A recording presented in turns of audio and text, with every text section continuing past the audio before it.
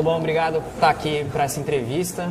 Queria te perguntar primeiro a respeito, já que o tom da Flip nas mesas até agora tem sido sobre os protestos, profundamente contaminados pelos protestos, pelo tom político, e o timing do seu livro também, né, que foi lançado pouco antes da explosão, né, desses protestos. Coisa premonitória, assim. Então, justamente, queria saber, te surpreendeu essa onda de protestos? Pelo tanto que você refletiu sobre o país como um todo? Olha, sinceramente, a eclosão desses protestos ela foi muito fora de hora, mesmo porque ela foi manipulada, né? Tem o movimento Passe Livre, querendo desestruturar o governo de São Paulo. Agora, a reação, as consequências dessa primeira leva é que desnortearam todos os nossos prognósticos, né? Agora, se você me perguntar se eu estou achando legal, eu estou achando isso tudo muito perigoso, sabe? Eu acho que essas manifestações elas começaram muito assim, focadas nos 20 centavos, logo depois daquela pancadaria na polícia de São Paulo, ela se transformou numa coisa muito maior e meio que acéfala, amorfa, né? Uma revolta do Estado bruto, e para migrar por uma reação muito segmentada, como a passeata dos médicos, dos caminhoneiros, dos revoltados porque tem um buraco nas ruas ou na catraca. E tanto um lado quanto o outro, se você não tem foco em nada, você não está reclamando de nada. Ou se você também começa a focar em multifatores, você não vai chegar a lugar nenhum. Então o que eu tenho medo é que seja uma guinada mais à esquerda, ou seja, uma venezualização do Brasil se tornar uma grande republiqueta neoditatorial bolivariana, entendeu? Mas você acha que a segmentação justamente acaba representando uma venezuelização da... Não a representação, mas enfraquece o foco. Já como começou sem foco, o excesso de foco também enfraquece um foco, porque não é o governo, né? É o quê? Os médicos. Mas que governo? É o governo do Estado, é federal?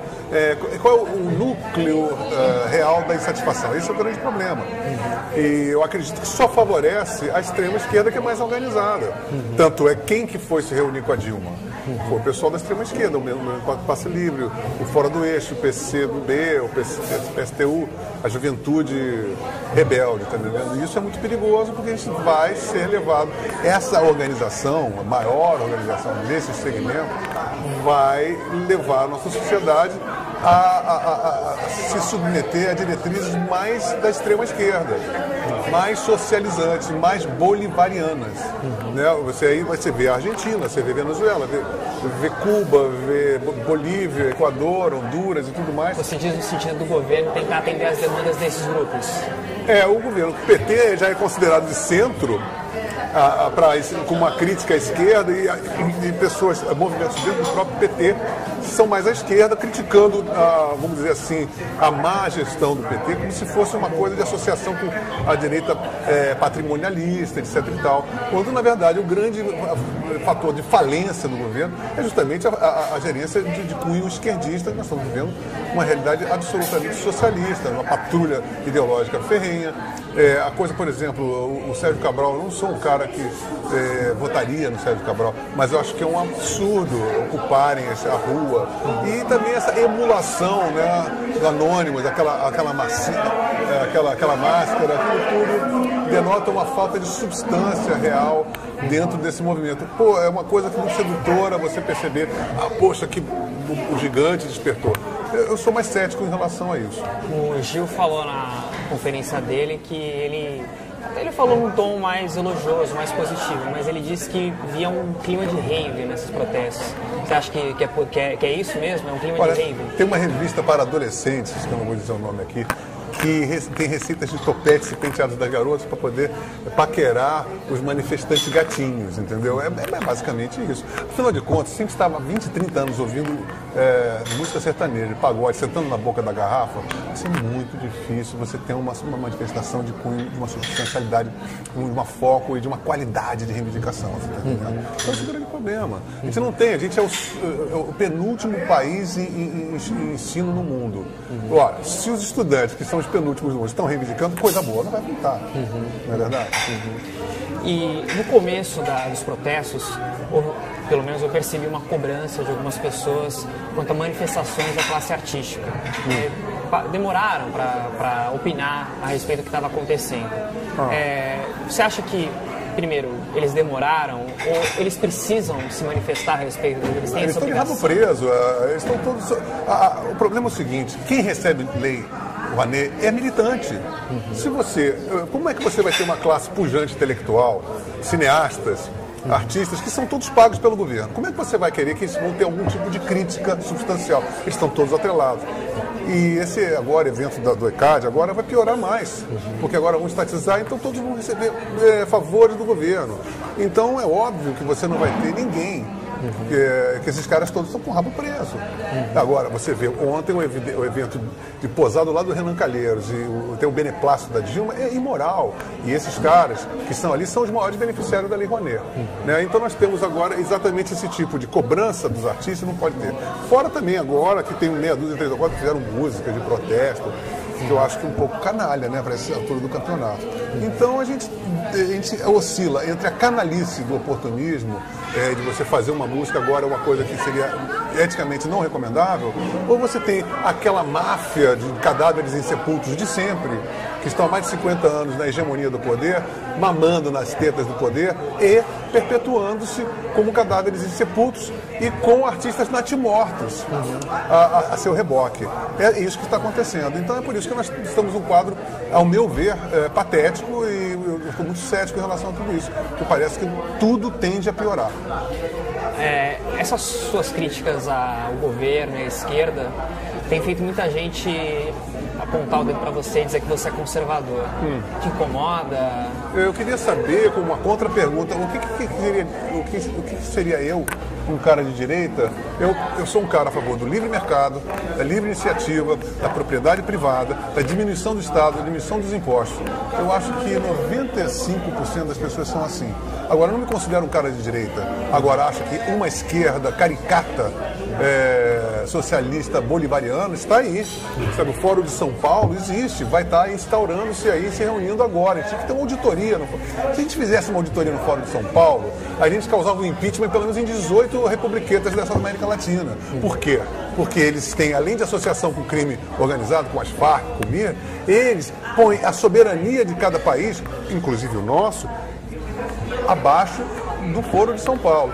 Isso a imprensa tinha que investigar e a sociedade civil teria a obrigação de cobrar isso, porque este é o ponto gravitacional, o epicentro do furacão, chama-se uma coisa, Foro de São Paulo.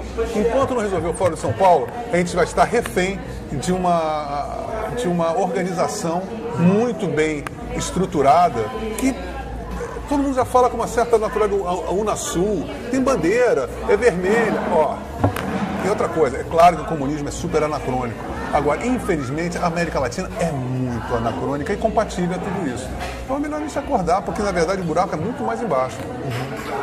Você, numa próxima eleição, como é que você votaria? Eu me recuso a votar. Me recuso a sair de casa para votar. Agora, não que isso, como cidadão, eu acho que a única situação é pensar em longo prazo, reunir pessoas da sociedade civil, para poder formular uma agenda. Tipo, como eu falei para você, nós somos a favor de iniciativa, livre mercado, propriedade privada, diminuição do Estado, então fazemos uma agenda e formamos um partido. Vamos deixar esse partido crescer, ter representatividade, entrar dentro da vida pública brasileira e aí sim ter quadros para poder votar neles, porque não tem partido que se pode. Todos são partidos de esquerda ou são de uma direita patrimonialista, como Sarney, Collor, Renan Calheiros, Severino Cavalcante, Maluf. Esses caras eles depõem contra o rock and roll de uma determinada direita, porque a gente tem que entender uma coisa: a direita no Brasil ela sempre foi patrimonialista, né? Então assim, são coronéis, são feudos. A gente nunca vivenciou no Brasil um estado de capitalismo. O que eu proponho à sociedade civil é um choque de capitalismo. Livre mercado, competição, mérito, em vez de assistencialismo, uma máquina inchadíssima, 39 ministérios, isso é um absurdo, ainda vão criar agora no Ministério da Cultura mais 200 cargos para poder vigiar o ICARI. Então, esse tipo de pulsão é que acaba com a gente. Tá entendendo? A gente não pode querer que o Estado seja nosso mamãe, a gente, mamando na teta, passe livre. Não, a gente tem que pagar. Meia entrada, não tem mais meia entrada. Não tem lugar nenhum no mundo. Meia entrada acaba com o show business. Sabe, nenhum profissional, você vê classes trabalhistas reivindicando 2%, 3%, 10%. Pô, a gente perde 50% e acaba com o quê? Todo artista tenta mamar ou beijar a mão do Estado, ou patrocinadores privados. Mas isso é péssimo, porque você, mesmo que seja um patrocinador privado, por exemplo, uma firma que prega a ecologia, e você vai se tornar um arauto daquilo. Então você não tem mais autonomia intelectual, artística, entendeu? Isso é muito sério. Então a gente tem que pegar essas coisas na raiz e você pensa, são medidas que seriam extremamente impopulares. Então como fazer isso? É um tremendo quebra-cabeça que eu pessoalmente não tenho experiência política nenhuma, eu só estou falando como um cidadão e como um cara que se informou para poder escrever esse livro. Inclusive eu tive que me informar muito mais e confesso a você que eu me senti uma besta quadrada porque eu comecei reclamando de uma coisa e chegando a outras conclusões mais indignantes ainda no final do livro. Então acho que nós como cidadãos temos que nos informar. A imprensa tem que ter mais pujança para poder apurar coisas que eu só consegui aprender e absorver com coisas muito nas internas, entendeu? Então a gente sabe que a gente está com muito rabo preso aí, sabe? Então a sociedade tem que se livrar disso e tem que justamente assim não temer a patrulha de ser de direita, que essa patrulha está muito mais ferrenha do que foi nos anos 60. Aí você começa a ter só filmes sobre a ditadura militar, ou biografia sobre o presidente, só coisas chapa branca. Você acha que patrulha é um traço brasileiro? Eu não sei se, olha, eu não posso chegar e comparar com lá fora porque eu não tive uma vivência internacional dentro desse termo de patrulha. Mas o politicamente correto é uma patrulha. Mas assim, o nível de patrulha meio assim, esquerdoide, esse ódio americano, essa inveja do falo norte-americano, inclusive que a própria guitarra elétrica é o falo americano, isso acontece muito, é verdade, que isso é verdade. É uma coisa que é um fato terrível, entendeu? Agora, nós nunca tivemos essa patrulha tão acirrada e de uma manifestação tão fascistoide, sabe? Assim, você é de direita, então todo mundo que não é do governo é reacionário de direita, você percebeu? Todo mundo que tem alguma... até o próprio governo fala, esses manifestantes da extrema-direita. A extrema-direita é todo mundo que não é o governo, que não são os partidos. Mas essas manifestações que você diz fascistas, você acha que elas são exclusividades da esquerda ou você acha que também a direita... Olha, se você chega, por exemplo, eu vejo coisas assim insuportáveis, insustentáveis. Vamos tomar um golpe militar, tá entendendo? A cadeira elétrica para aquele cara, eles só vão resolver com guilhotina. Esse tipo de coisa é inaceitável. Né? Então, assim, qualquer coisa, qualquer ditadura que seja uma panaceia para uma outra ditadura é insustentável. Né? A gente tem que pensar em manter a nossa elegância. E os trâmites democráticos não podem ser defenestrados, não é verdade? E com o máximo de gentileza ao adversário possível, sabe? Por mais que a gente seja defenestrado por eles, a gente tem que entender que um erro não justifica o outro. Se eles estão errando, o problema é deles. Eu não vou tentar sobrepujá-los com os mesmos erros que eu os condeno, né? Então é uma situação muito complexa, na verdade, né? Porque como é que você vai manipular isso no sentido positivo da palavra manipulação, ou seja, assim, como você vai estruturar, organizar a sociedade perplexa quando nós não temos uma representação política, os partidos estão totalmente desmilinguidos na sua estrutura. É uma situação muito complexa. Eu sou, como eu falei para você, eu sou muito cético, eu não consigo ver o Brasil melhor nos próximos 50 anos. Não. Então, bom, para finalizar, o que tem de projeto? Futuro, disco, o que você está programando? Eu tenho muitas coisas. Olha, eu estou agora fazendo um adendo do livro, que vai se chamar Terra de Ninguém na Terra do Nunca. Eu tenho em mente fazer um romance, né, escrever um romance.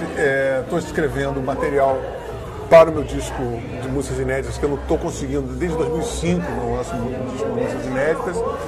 Eu estou em turnê e vou musicar uma ópera também. Como é que é? Você pode falar?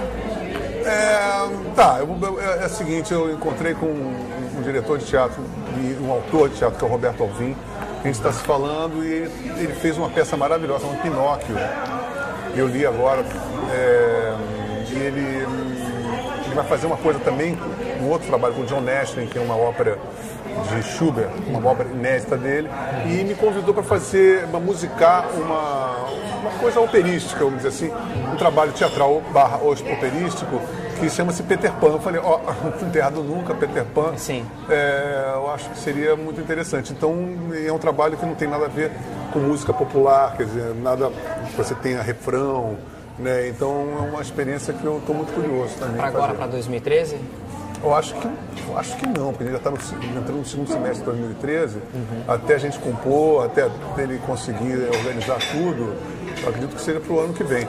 E o ano que vem vai começar as filmagens do filme, do meu livro também, né? Os 50 anos a 1000. Legal. Obrigado, viu, Lobão? Eu que agradeço, cara. Valeu mesmo.